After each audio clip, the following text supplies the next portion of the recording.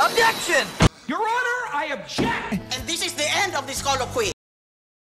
So House will file a bill, Senate will file a bill, and then they are going to approve that. And then it's going to be reconciled in a bicameral conference. And in that bicameral conference, there is no journal or records of the proceedings. So it's going to be discussed by the representatives of both houses. Whatever is going to be agreed upon, then that becomes the bicameral conference committee report. The BICAM report will now be submitted to each house for their approval. There is no amendment that can be undertaken. So pipirmahan nila yan, yung mga members ng committee, congressmen and senators. And then, yung BICAM report na yan, ibababa ngayon sa each house.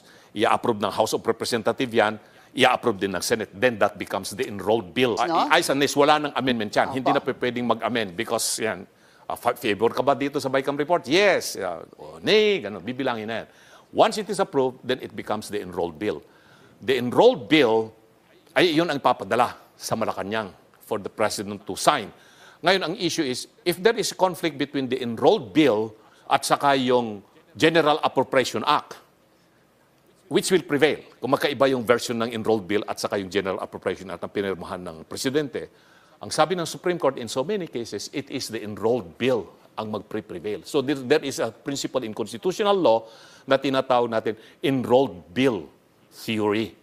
At ito ngayon ang hinahanap. Saan yung enrolled bill? Well, it may be in the office of the House of Representatives and in the Senate and also in Malacanang for sure.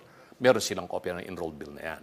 So dito ngayon nagkakatalo dahil inamin nila yung mga congressmen na yung BICAM report, maraming blanco. Pinirmahan nila yon. So yun ang sinasabi ni Congressman Ungab na there are so many blanks. Salita si Congresswoman Stella Quempo, admitting that yung fill in the blanks na yon ay finil upan ng mga members ng technical working group because it was their ministerial duty to fill up the blanks based on what transpired in the BICAM meeting of congressmen and senators. So there is admission na talagang blanco yung mga